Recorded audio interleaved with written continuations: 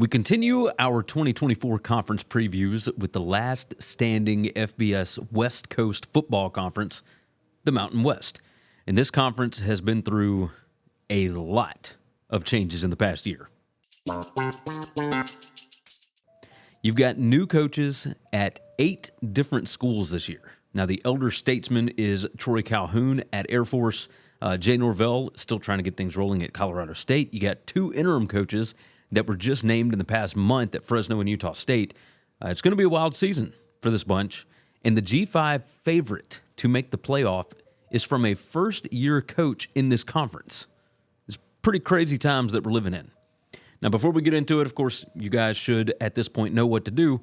Like the video, subscribe to the channel, and, of course, the podcast as well, because I do some shows over there on the pod that you won't be able to get on YouTube.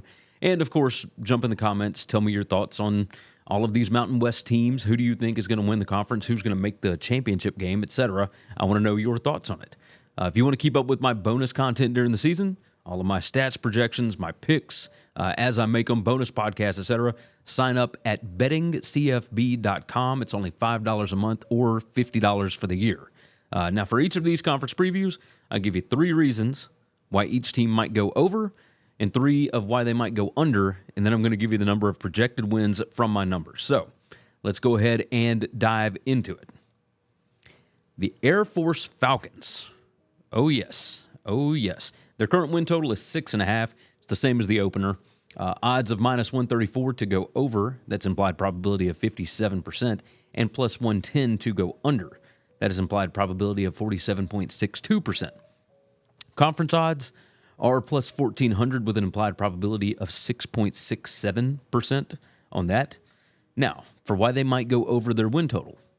Number 1, despite significant roster turnover, Troy Calhoun's coaching consistency and his effective system have kept Air Force competitive for nearly 2 decades, right? It demonstrates an ability to quickly integrate new starters because they just rolled through them. It's all guys that have been in the program, so you don't have to worry about a bunch of transfers. It's all guys that understand the system, understand the culture that they've got there at the Air Force Academy.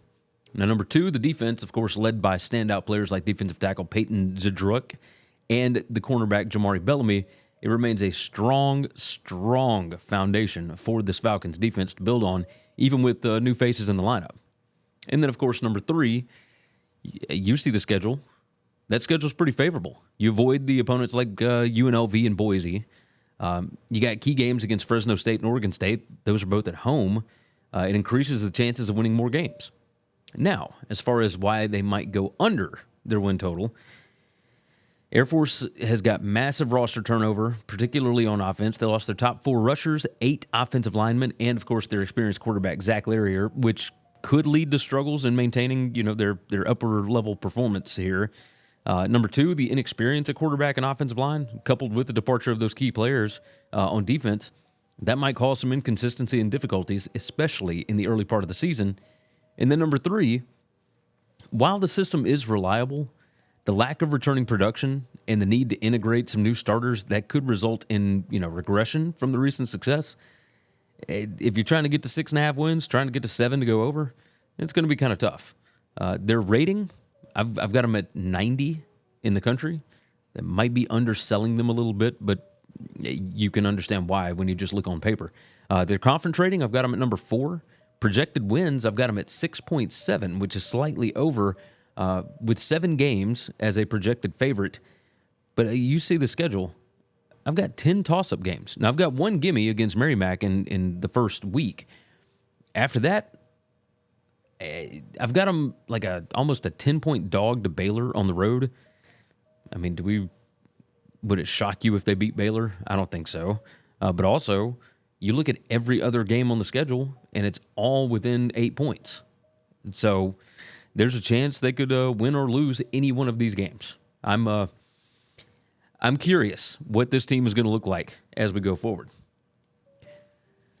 We move on to Boise State, the Broncos. Their current win total is 9. They opened at 8.5 with odds of minus 150 to go over. That's implied probability of 60.0%. It's a big favorite. Big favorite. They're plus 125 to go under. That's 44.44% probability. Conference odds are minus 125 with an implied probability there of 55.56% for them to win the conference this year. So heavy favorites for them to win the Mountain West. Now, as far as why they might go over their win total, look, number one, Boise retained a significant portion of the roster. That includes the star running back, Ashton Genty. He had over 2,000 yards from scrimmage last year and 19 touchdowns. That ensures a potent offensive foundation. Number two, the Broncos defense. Now, although it slipped last year, they returned 16 of 19 players who played at least 200 snaps. That includes key contributors like linebacker Andrew Simpson and defensive end Ahmad Hassenen. I didn't say that right, but you guys know who I'm talking about. They offer a stable and experienced defensive unit, so that's a good deal. And then number three, with a favorable schedule, they're projected to be favorites in in 11 games. I mean, it's just wild. 11 out of 12 games. Of course, Oregon's going to be rough on the road, and then you got key matchups against Washington State and Oregon State at home. It's a good schedule. There's no reason why they shouldn't get to that number. You see on the screen that I've got an 8 up there. I'll explain what that means here in just a minute. As far as why they might not go over their win total, the team does face a pretty significant transition. Spencer Danielson, took over late last year, ended up winning the Mountain West last year, but he, Bush Hamden went over to Kentucky, the offensive coordinator. Now they're going to bring in Dirk Cutter, who I think is it's not that he's a huge upgrade over Hamden. I think he fits better. He's a Boise guy. He understands it. But we don't know much about Danielson, right? Like he did have a successful interim stint last year, but we're not totally certain of exactly what kind of coach he's going to be as the new full-time head coach.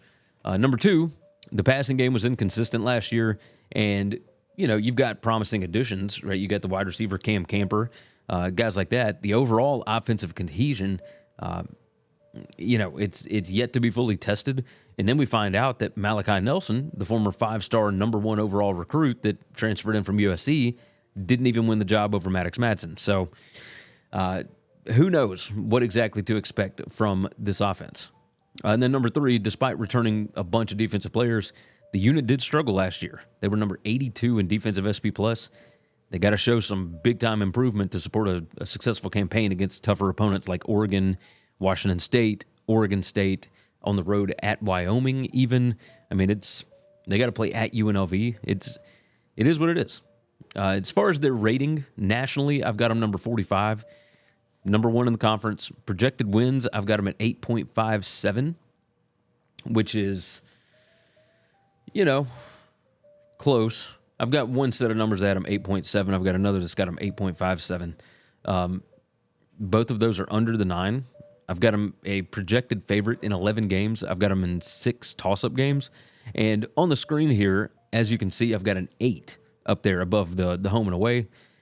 The 8, the toss-ups, I give every team half a win for toss-ups just as a basic, whatever. So if you win 3 of your toss-ups and lose 3 of your toss-ups, that's a game and a half. And then, of course, you've got... that doesn't seem to make a whole lot of sense, does it? I'm doing the math in my head right now. 1, 2, 3, 4, 5, 6. That's okay. So it's not a game and a half. It's 3 losses if you got 6 toss-ups. So 3 losses there, and the loss to Oregon, which is why it is an 8. So say you were to lose the home game to Washington State, and you lost at Wyoming, and you lost at UNLV, and you lost to Oregon. That's 4 losses. It's not outside of the realm of possibilities, but I wouldn't bank on it.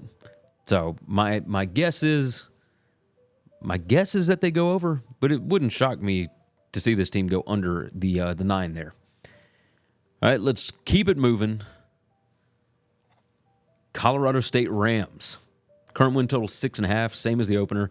Odds of plus 104 to go over. That's 49.02% probability. And minus 128 to go under.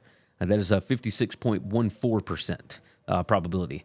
Conference odds plus 1,600. You got an implied probability of 5.88% for them to win the conference this year. Probably not going to happen, but We'll see what Jay Norvell's got up his sleeve.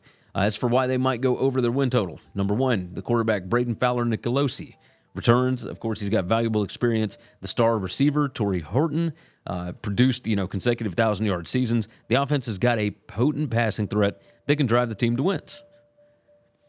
Number two, the defense, despite some key losses, they do retain experienced players. They got linebacker Chase Wilson, safety Henry Blackburn. That should help stabilize and potentially improve the unit. And then number three, you got 7 home games and a favorable schedule where they're expected to be favored in at least 6 games. I've got them a favorite in 7. But the Rams have got a strong chance of reaching, a bowl game this year. Now, as far as why they might not go over that win total, why they might go under, Fowler-Nicolosi's 16 interceptions last year, it highlighted the inconsistency at the quarterback position, and that could hinder the offense's effectiveness. Number two, the run game was one of the worst in the country last year. Despite Justin Marshall's late season performance, the overall rushing attack remains a pretty big concern here. And then number three, the defense, allowed a staggering 71.5% completion rate last year. It's a vulnerable pass defense that could be exploited by opponents, potentially leading to more losses. They face some decent quarterbacks on the schedule. I say there's some pretty good ones on the schedule. So that could lead to some more losses. Their rating, nationally, I've got them at number 105. The conference rating is number 9. Projected wins, I've got them at 5.59, which is, under. But I've got them as a projected favorite in 7 games, and I've got them in 8 toss-up games. So a toss-up game, of course, is a one-score game. Like anything that's 8 points either direction, I feel that's a toss-up. So there you go. Let's keep it moving. We move to the Fresno State Bulldogs. Current win total 7.5 here. That is the same as the opener. Odds are minus 148 to go over. That's 59.68%. Implied probability, and plus 120 to go under. Implied probability of 45.5% there. 45.45%. Conference odds, so to win the conference title, plus 550. That's an implied probability of 15.38%. Now, why Fresno might go over the win total? Number one, the offense brings back 8 starters, and that includes the quarterback Mikey Keene, and you got the strong running game that's led by Malik Sherrod, which is a great foundation for them to be able to score points. Number two, the offensive line is experienced. It's anchored by standout right guard Mos Vaveo. It offers protection, creates opportunities for skill players to shine. You got your foundation built right there. Number three, despite losing key defensive players, the Bulldogs do retain some proven disruptors, and they brought in the former 5-star USC linebacker Corey Foreman. Is he like some of these other number 1 overall recruits that don't pan out when they go down to G5? Who knows? But there's not a whole lot of them that end up moving back to the G5 ranks. But we'll see. I think that he could provide quite a bit for Tim Skipper and company. Now, as far as why they might go under, Jeff Tedford lost to health reasons. That introduces, some instability, some uncertainty here. Tim Skipper is going to step in and lead the team. But you never know what to expect when you've got a coaching change that late. Now, number two, while Mikey Keene showed promise last year, his inconsistency could be a concern, especially with the loss of some key receiving threats. Hopefully they've been out on the field, the receivers, and, of course, the quarterback, trying to get that chemistry down. And then number three, the defensive regression last year and the loss of some key players that might leave them vulnerable, particularly if these new additions like Foreman don't live up to their potential. As far as their rating, I've got them rated number 65 nationally, number 2 in the conference, and projected wins, I've got them at 7.81, which is slightly over the win total. Got them as a favorite in 9 games. Not bad. Got them in 3 toss-up games. So I've got a lot of wins on this schedule based on where the games are, who they're playing, etc. Schedule sets up pretty nice for them. I'm curious. You open up the season with Michigan, you close with UCLA. There's no Boise on here. You got both New Mexico teams. Like, that works out pretty well. So if you just do it by half a win for the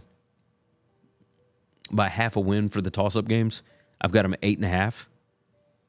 I mean, that goes over. That goes over every time. All right, continuing on. And let's see what we got here. The Hawaii Rainbow Warriors. Current win total is 5.5. That's up from the 4.5 opener. Odds of -110 to go over. That's 52.38% implied probability.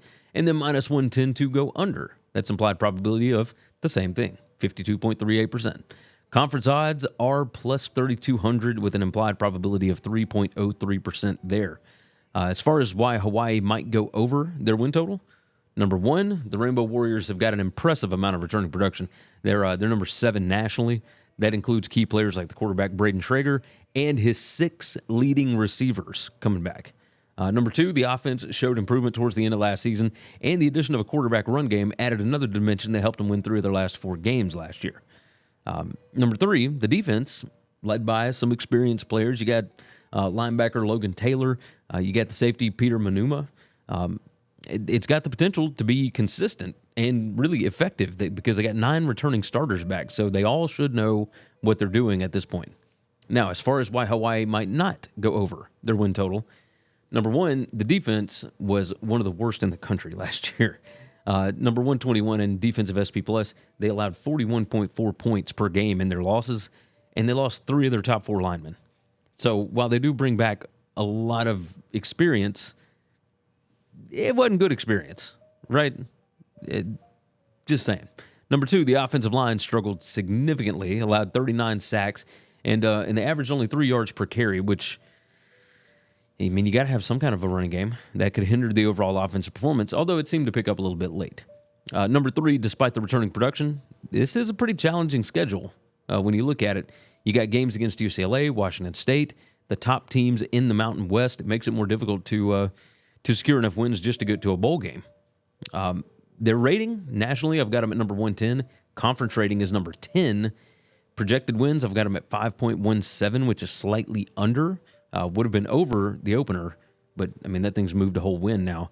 And they were projected favorites in 5 games, and I've got them in 6 toss-up games.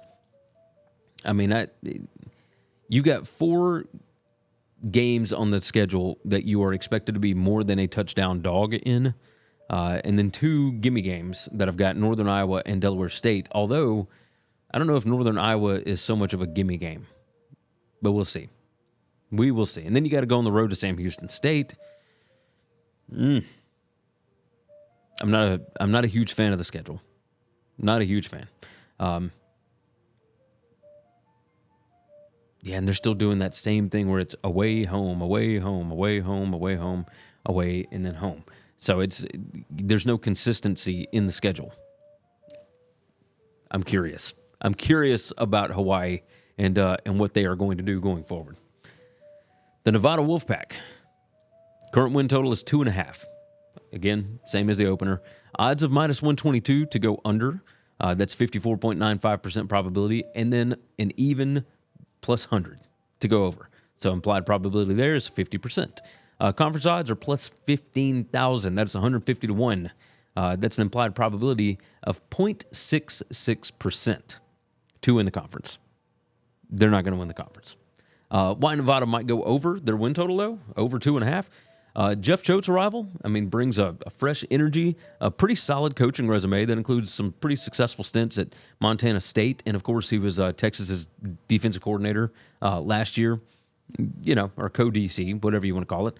But number 2, the team has bolstered its talent with several key transfers. That includes former blue chipper Chubba Purdy from Nebraska at quarterback. And they got a promising running back room. You got transfers from Oregon, Cal, Boston College, etc. Number 3, the defense has potential leaders. Of course, junior linebacker Drew Watts and sophomore cornerback KK Meir. Plus new talent, of course, Texas transfer Keaton Crawford, Wisconsin's Ken Johnson, which could stabilize and improve the unit. Now, why Nevada might not go over their win total? The Wolfpack's offense has been historically ineffective, with last year's quarterbacks combining for only 2 touchdown passes and a dismal 13-20 touchdown to interception ratio over the past 2 years.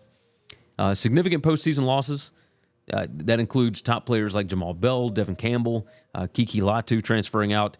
leaves the team with a lack of experienced playmakers, particularly in the receiving corps. The schedule, pretty challenging. They got 13 games on the schedule, so you would think that should help them as far as getting over the 2.5. But 10 of those games are against bowl teams from last year, and the team might only be favored in one game. I mean, that's all I've got them in right now, and that's against FCS team Eastern Washington. It makes it difficult to secure enough wins to be able to get to a bowl game, and that's putting it on the low end, right? Like I don't know that they'll be able to get to 3 wins. I mean, that non-conference slate is insanely difficult. SMU to start with, then you got Troy, Georgia Southern, Minnesota, and Eastern Washington is not an awful FCS team. And so then you get into conference play, and it's not good. Not good at all. Their national rating is number 127, according to my stats. Conference rating is number 11, so at least they're not dead last. Projected wins are 3.47, so I've actually got them going over. But only got them favored in one game. Only 5 toss-up games. I'm afraid that Nevada is not going to be a very good football team this year. That's maybe putting it mildly. Next up, the New Mexico Lobos. Their current win total is 2.5. That is the same as the opener, same as Nevada. But the odds of going over are plus 122. That's 45.05% probability. And minus 150 to go under. That is 60% implied probability. Conference odds, 250 to 1. That's 0.4% probability on that. New Mexico will not be winning the conference either. Now, as for why they might go over their win total, I'm going to tell you, I bet it at 1.5. But 2.5, I might have some trouble getting to 2.5. I think they can get to 2. I don't think they can get to 3. Number one, but here's why they might. They might get there. Number one, the coaching upgrade, right? Bronco Mendenhall, he's got a track record of turning programs around, struggling programs. BYU and Virginia, he's got the experience. He's got the leadership that you need to improve this program, even with the limited resources. Number two, defensive potential. You got 7 returning starters on defense. That includes some key players, Christian Ellis. You got emerging talent from the transfer portal. And, of course, Mendenhall, defensive expertise there. That could help the Lobos, maybe punch above their weight a little bit. Number 3, quarterback upside. The sophomore quarterback, Devin Dampier. He showed promise in limited action last year. And with the right development, under the new offensive coordinator, Jason Beck, he could help the team maybe find a couple of surprise wins here. I thought he looked pretty good in a few spots last year. He was running all over the place against Boise. Now, they got their brains beat in last year, but he looked pretty good to me. I think his completion percentage was over 60% last year, just in mop-up duty and when he had to be in for other stuff. And so, as for why they might not go over, it's a brutal schedule.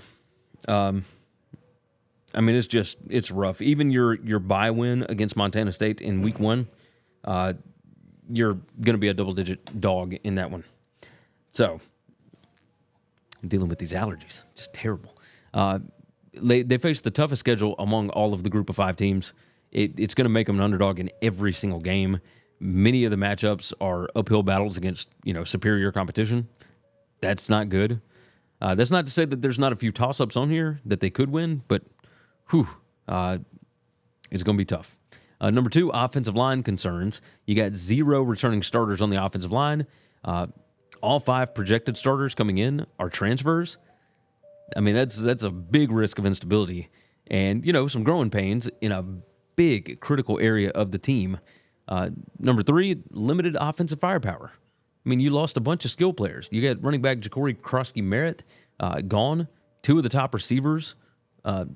It just leaves the offense thin on proven playmakers, which, probably could hamper their ability to compete this year. Their national rating is number 128. The conference rating is number 12. Projected wins, I've got them at 2.95, which is slightly over. I don't have them a projected favorite in any games. And I've got them in 5 toss-ups. And the 5 toss-ups, at New Mexico State, home against Air Force, at Colorado State, home against Wyoming, at Hawaii. The home games are the 2 most difficult ones out of that stretch. And then you got to go on the road to Hawaii, Colorado State, and New Mexico State. I mean, I think they can sneak up and get somebody somewhere. I don't know who that's going to be. I think they can get to 2 wins. I don't think they can get to 3, which is why the under is juiced the way that it is. Tickets to everything are expensive these days. And I know you're like me. You want to catch a big game or a concert, maybe even tickets to a show. Why not save some money every time you buy tickets? Visit Ticketsmarter.com or use the TicketSmarter mobile app and use the promo code WCE10, that's WCE10, to save $10 on any order of $100 or more, or use WCE20, that's WCE20, to save $20 on an order of $300 or more. It's not a one-time sign-up bonus or anything. Seriously, every time you buy tickets, you can save money on already great deals. So do yourself a favor. Think smarter with TicketSmarter. Carrying on, we move to the San Diego State Aztecs. Current win total is 5.5 for these guys. It has not moved. Same as the opener. Odds of plus 106 to go over. That's 48.54% implied probability. And minus 130 to go under. That's implied probability of 56.52%. Conference odds, 32 to 1. That's plus 3,200 with an implied probability of 3.03%. All right. 3 reasons why San Diego State might go over their win total. Number 1, got to be Sean Lewis, right? They hired a proven offensive mind. He brings in a pretty significant upgrade in offensive philosophy over what they've had. I mean, with Rocky Long, with Brady Hoke, etc., just none of those guys cared anything about offense, and Sean Lewis knows how to run an offense. This could totally revitalize this Aztecs offense. I'm excited to see what he does here. Number 2, the influx of talented transfers. Of course, bringing in former Blue Chippers A.J. Duffy at quarterback, Marquez Cooper at running back. It's some impact players who can elevate the team's performance. I believe that I read that Danny O'Neal, the freshman quarterback that's come in, he's already won the job. I think that's a good thing. So we'll see. And then number 3, the defense. It's undergoing a pretty hard reset here. It does benefit from the experienced coordinator Eric Schmidt and some promising transfers. Kyle Moretti, William Nemo Jr. It could lead to some quick improvement on that side of the ball. Don't know that it'll be exactly what it was before, but we shall see. As for why they might go under, number 1, the defense major overhaul needs to replace 9 key players, which could lead to growing pains, could lead to some inconsistency throughout the season. Number 2, despite the potential improvements, they are still transitioning to a new offensive system, and they're integrating numerous new players. That kind of stuff typically would take time. So early season stuff might be kind of tough to watch this offense early on. By the end of the year, I think they'll probably be where they can fly. Number 3, the schedule is pretty challenging. You got at least 6 games where they're going to be underdogs. I've got them an underdog in 7 games. It makes it difficult to accumulate enough wins to surpass that total there. The rating is 97 here. National rating is 97. The conference rating is number 7, and I've got them with 5.91 wins projected, which is slightly over. You see it here. I've got them a favorite in 5 games. I've got them in 8 toss-up games. Like, if you look down at the bottom right-hand corner, the average line here, I've got them at 0.18. So I've got them average favored by less than 0.2 points in each game. So this one I'm excited about. I want to see what Sean Lewis does. I like this team. Let's see what we got. Next up, the San Jose State Spartans, another team with a brand new coach. Current win total 4.5. That's the same as the opener. Odds of minus 105 to go over. That's 51.22%. And minus 115 to go under. That is 53.49%. It feels like they are right on the number here. Conference odds are 65 to 1. Implied probability of 1.52% there. Now, why San Jose State might go over the win total. Number 1, despite significant roster turnover, Ken Niumatalolo is an experienced coach. He's got a proven track record of success at Navy, which might help stabilize things. He knows how to do more with less. He could probably extract the best from the available talent that's on that team there. And it's not like that team was headed downhill or anything. I mean, it was built correctly. The former head coach is now over at Arizona, so we know they did okay there. Number 2, the combination of Nia Matalola's leadership and Craig Stutzman's innovative offensive approach that could result in a more dynamic and effective offense. It leverages the talents of quarterbacks Jay Butterfield and, I mean, don't forget they got some experienced receivers here. Nick Nash, Justin Lockhart. They got some pieces that could work. Number 3, they retained defensive coordinator Derek Odom. That ensures some continuity on defense, which, combined with some aggressive play and the potential impact of transfers, they could lead to a stronger defensive performance this year. Now, why San Jose State might not go over their win total. Number 1, the Spartans rank last in the nation in returning production. That includes losing their starting quarterback, top rushers, 4 starting offensive linemen. It's going to make it challenging, I think is a good word, to maintain last season's performance level. Number 2, they are transitioning to a new offensive system under Stutzman. And, new players, that might lead to some early struggles and inconsistency, especially with the offensive line's inexperience. Number 3, the tough schedule. That includes games against, top conference opponents, Boise, Fresno, UNLV.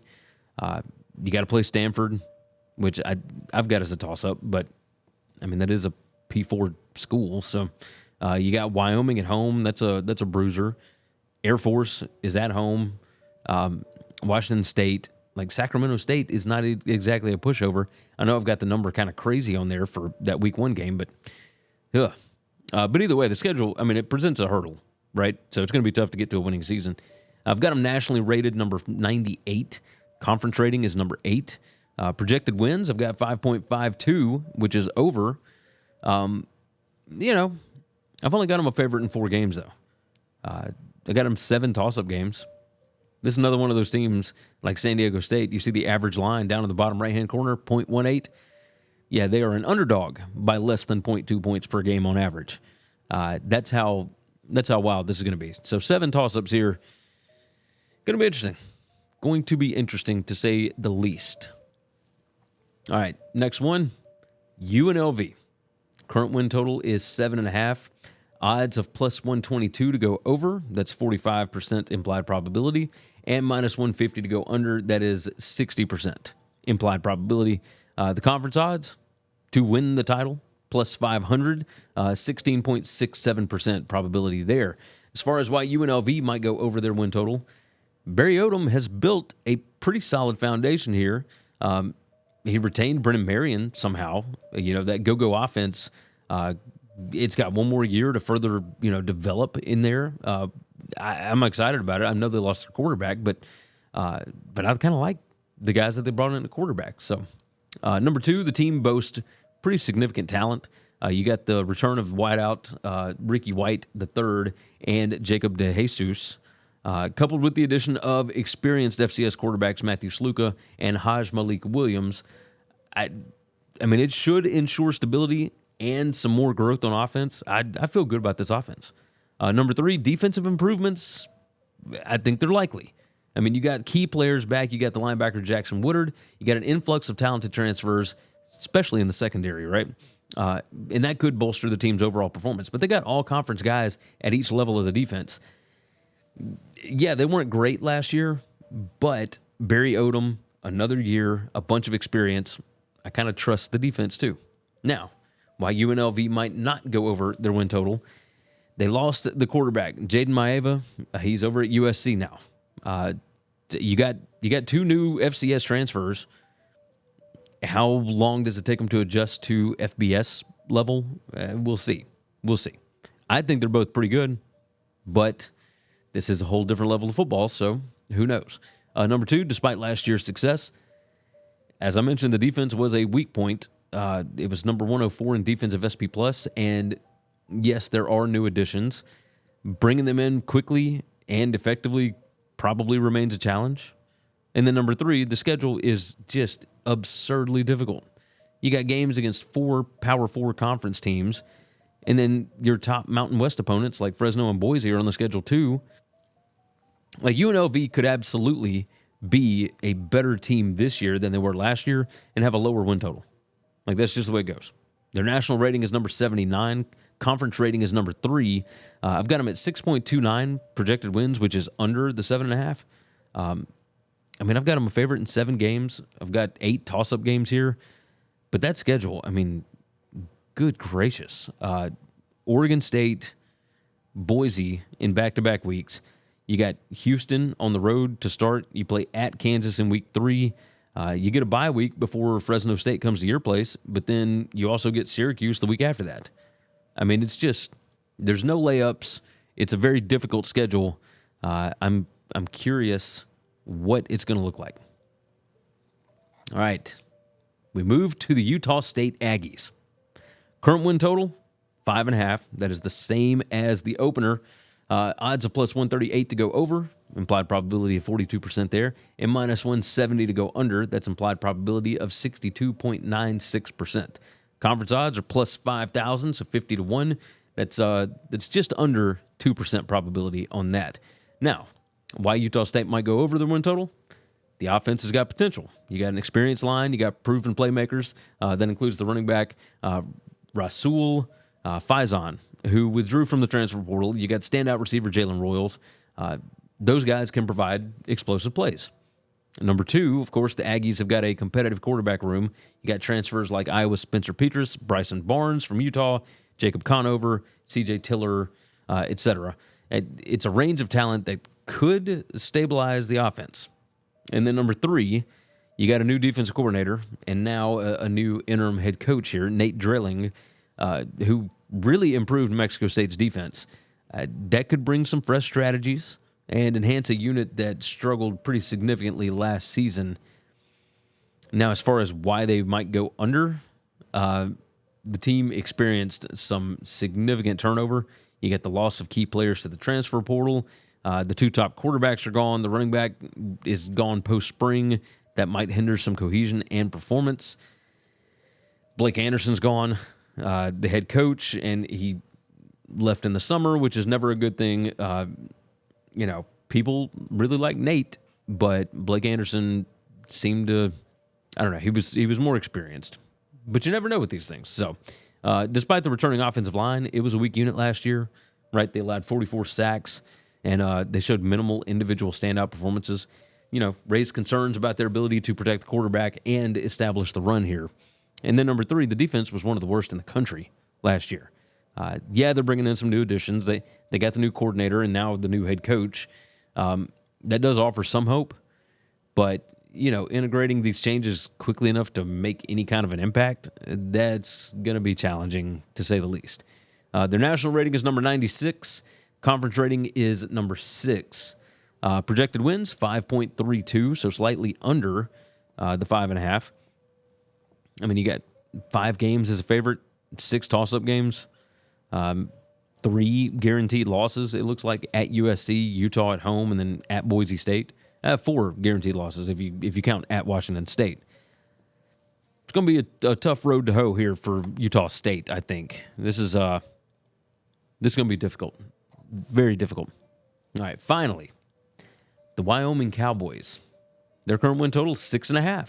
That is the same as the opener. It has not moved. Plus 116 to go over. That's 46.3% probability. And minus 142 to go under.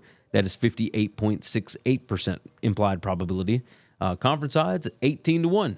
That's 5.26% likelihood. Now, why Wyoming might go over the win total. The defense remains strong. Very strong point for this team. They returned 9 key players who played significant snaps last season. That includes, your ends, Sebastian Harsh, and some solid veterans in the secondary. The running game, traditional strength for Wyoming. That's going to be bolstered by the return of Harrison Whaley and, of course, McNeely.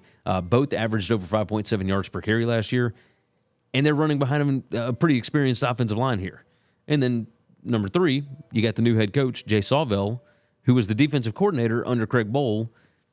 You got continuity. You got familiarity to the team. That can it's going to maintain some stability here. I think they could be pretty good. They could be pretty good.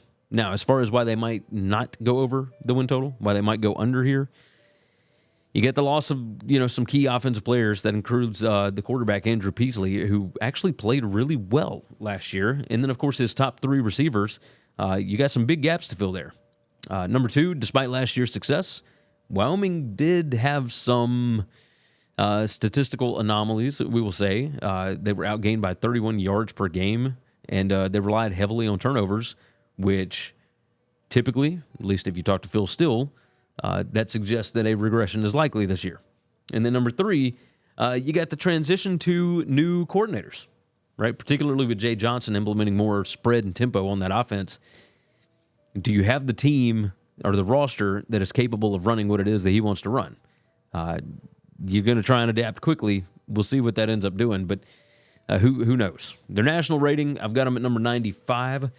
Their conference rating is number 5, and I've got them at 5.8 projected wins, which is, of course, under the win total. Only got them a favorite in 5 games.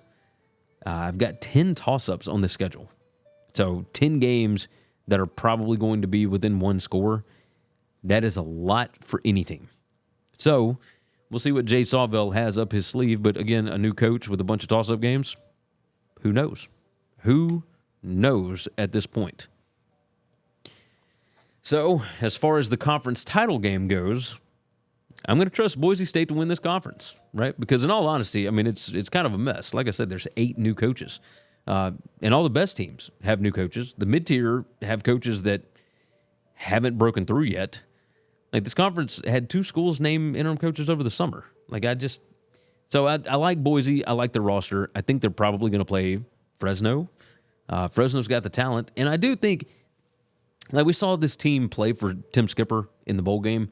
They really fought for him. I think they'll do the same thing this season. And Fresno's got an easier schedule. So Broncos did the same thing for Spencer Danielson last year. So both these guys already did a little interim work. But yeah, I think Boise and Fresno probably going to be year 2 in the Mountain West title game. All right, let's go ahead and wrap this up. Like the video, subscribe to the channel and the pod. And of course, if you want to keep helping the channel grow, you can become a member at bettingcfb.com. For Winning Cures Everything, God bless college football, and we will see you guys on the next one. Thanks for listening to Winning Cures Everything. Make sure and follow me on Twitter at GaryWCE. If you want to toss in a question, you can email me, Gary@winningcureseverything.com. Make sure and hit that subscribe button, and we'll see you next time.